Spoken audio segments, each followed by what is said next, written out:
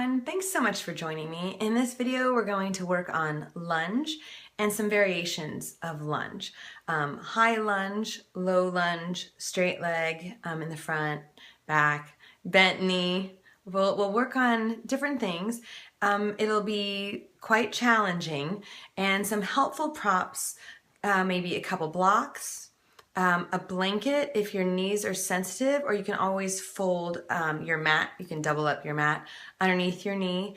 We might get into some adding quadricep stretches into the mix. We'll see. It's, you know what, we just start and see what happens. So let's go ahead and go back to the mat. All right, so to start out with a lunge, I often, at least in the beginning, have a couple of blocks. And then as I get into it, I may not need them anymore. But you want to choose a foot to have in front and then a foot to have in back. You can do this from standing. You can enter a lunge from standing. You can enter it from down dog. I'm just going to show it from standing and bringing my hands to blocks and stepping back. So lining up my feet so that the toes are all pointing forward and they're parallel to each other, sending the seat back, lengthening the spine, and placing my hands on the blocks. Another option here is if your hamstring, just everything feels really tight, you could have two sets of blocks, okay, and stack them like this. So it's a work in progress, trying to figure all those things out. I'm going to keep one foot forward, probably scooch it forward, step the other foot back, and then I'm going to walk my hands back, because you don't want to be reaching forward. Okay, so there's a lot of little things that occur very quickly, okay, in class. You just want to make sure you're not reaching, you're feeling supported. At the same time, you don't want these blocks to become something that you're really relying on and putting a lot of weight into the wrists, shoulders, neck. Okay, so we're going to try to keep things as light as possible. Let's just check out the exit and entry, okay? So pushing off that back foot, I'm going to walk the blocks forward, try not to smack my head on this corner, okay, and stepping forward. All right, and then coming up. So just to get a sense, because there's a lot that I'll be cueing. Okay, so second side, that other foot stays forward. Okay, lengthening, hands to blocks. If you feel you have the flexibility, you are absolutely not required to use these blocks, okay? The other foot step back, bringing the blocks so that they're handy. Okay. So I'm adjusting my feet so that I have enough space widthwise between the feet so I'm not feeling like I'm on a tightrope. Railroad track distance is a cue I give, or the letters of an H. Okay, just kind of thinking about two parallel lines. And then peek back at your back foot there and see, this is a very common thing. It tends to turn out, which can make all your lines very skewed when you're trying to work in lunge. So if possible, okay, you need to maintain those parallel lines in your feet, all right? So now just test the waters and see, is it possible to straighten your leg? Not required, okay, but do you need two sets of blocks or two chairs, okay? And just testing to see how everything feels. And then we're going to exit again, okay? So walking your hands or your blocks forward, pushing off, stepping forward, lengthen, come up and just check in. Because once we're in it, we're gonna work in it, all right? And it'll be a little bit. So I'm trying to, just get you ready for it. So toes pointing forward, send your seat back with the knees a little bit bent, lengthen, hands returning here, stepping that foot back again. So we're just switching between sides, all right, adjusting your feet. And this just also gives you a chance to practice the entrance and the exit and entrance. So now I'm going to really set up for the real deal, okay? We're going to stay in it for a bit. So my toes here at the front foot are all pointing forward. I'm going to lift them up, okay? I'm going to make sure my back foot, okay, is parallel. It might be slightly pigeon-toed, but it'll ultimately correct itself as I engage. Okay, I'm going to lift the seat a little bit, and as I root across my front foot, and I'm going to pretend my back foot is at a wall, I'm going to root across it, I want to feel engagement and energy coming upward. I want to feel my thigh bones easily head into my hip joints without the knee wandering. This front knee may want to wander, okay? There are, on the video for chair forward fold, I work with a block between the thighs. You want to pretend you've got a block between them so that it helps add on to that length in your spine, okay? Then see to what degree can you straighten the leg without any sort of strain, okay? And so lift the blocks. I mean, raise the floor, not really. If you lift the blocks and they're hanging in midair, I guess that's not very helpful. So you want to feel like you've got some anchoring. All right, so this is a high lunge, okay? I'm not heading into low lunge just yet. So from high lunge to straight leg, checking out the sensations, okay, from your hip to your heel. You want to have your joints centered, and that's that line, that seamless line, okay, coming up, that can then move beyond the leg and enhance the length of your spine. Okay, trying to keep the hips level is definitely a challenge. Still trying to imagine the block between the thighs, lengthening the torso, testing the waters here and seeing, can you lighten the load on your hands, your shoulders. Head of the arm bones are still in the shoulder joints, lengthening around the neck. So a couple more breaths here, and something that I say a lot. Okay, so here we're going to go from the feet up, root across the feet. Okay, center your ankles, knees, hips, feeling that energy come up. Engaging pelvic floor, base of glutes toward the belly button. From the belly button to between the shoulder blades. Between the shoulder blades to the sternum, heart area. From there, continuing that line to the throat, center of the throat, base of the skull, crown of the head, maybe adding intensity to your stretch. Okay, peeking back at that back foot if you can see it, making sure it's still in its proper line. Coming up, bending your right knee. It's going to feel, the leg is going to feel like half dead. So you can decide, are you going to step forward? Or are you going to lower that back knee and step back? Okay, and then just pause. And feel the difference in the sensations and the experience between the front leg and the back leg. Okay, so held it for quite a while. Hence all that prep.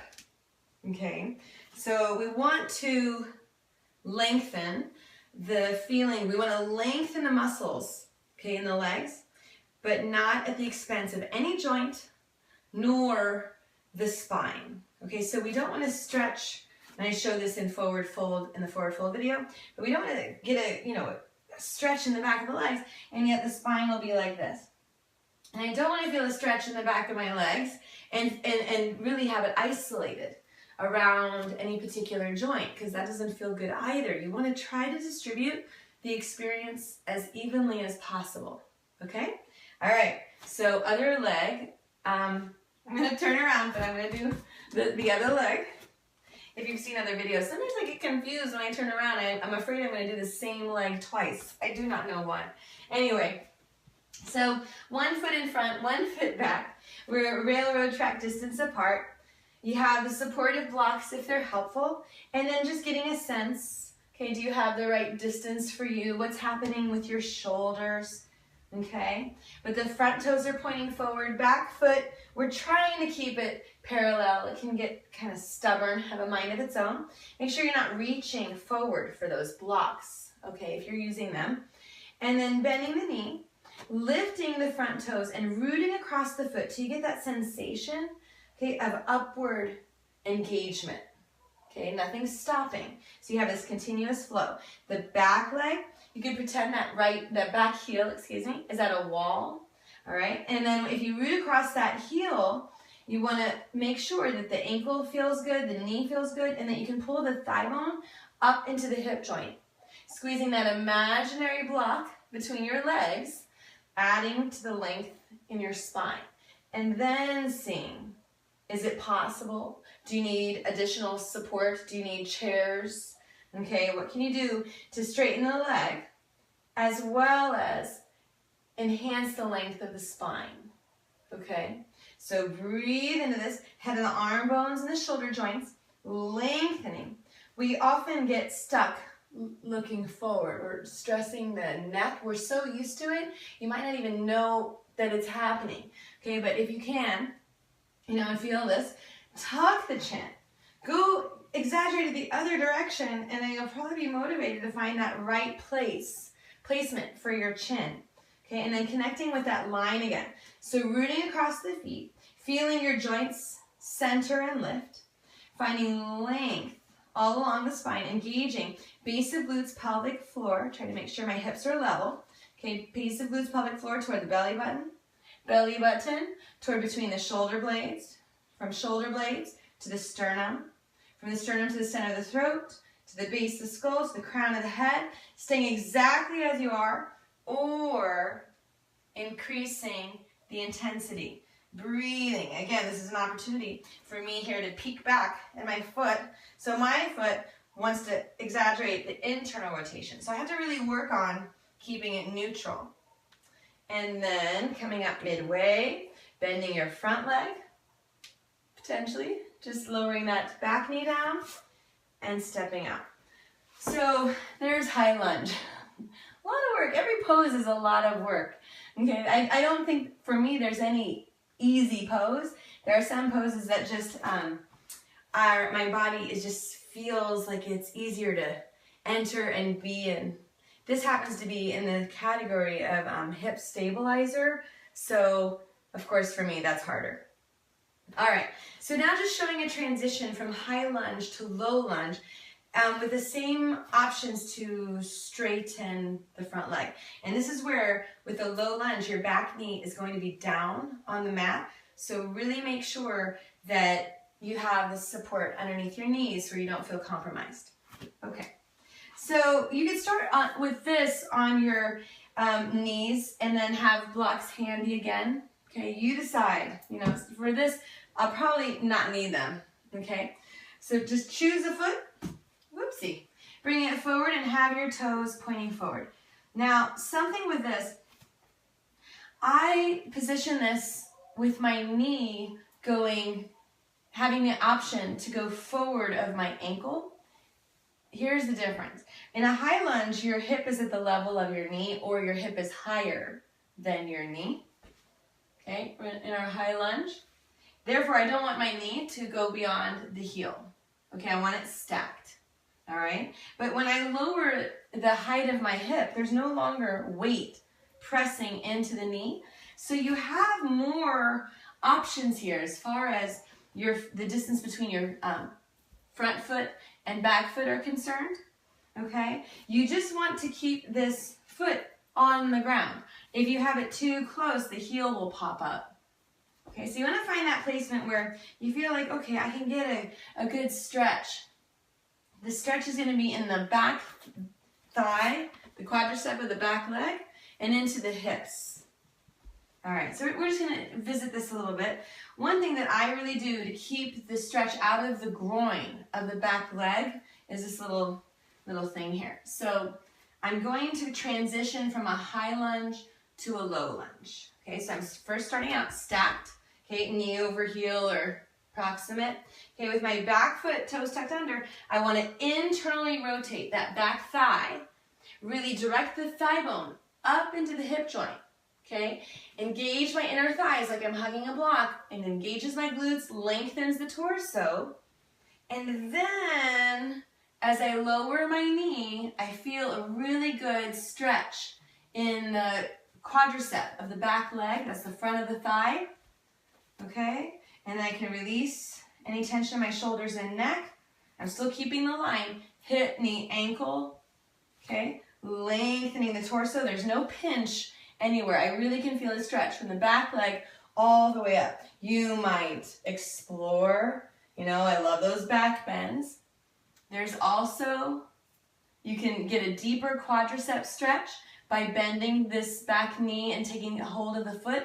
The most important element here, at least the one I can think of, is you don't want to stop the flow at your hip. You don't want to let the groin, carry all the weight just so you can get a supposed quadricep stretch. That wouldn't be good. So you really want to make sure you have the integrity here, that the thigh bones are in the hip joints, and then maybe add on. I love this stretch, but I wouldn't do it if it were a total groin stretch. There would be no point to that. So there's an option there.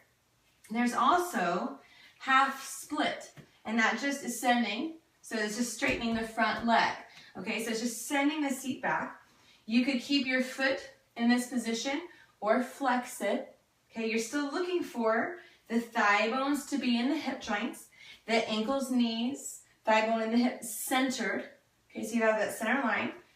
Okay, releasing any tension around your neck and really finding the length. I'm still pretending that I'm squeezing a block between my thighs. So these all work together. They have the same theme. Okay, and I'm really trying to stay lengthened in my torso. So I'm trying not to compromise my spine, but this is definitely in the category of hip stabilizer, so it's challenging. Excuse me. And then carefully exiting. Okay, either onto all fours, you could go into downward facing dog. I just want to give a little peek one more time in that transition. So we have the high lunge, okay, set up.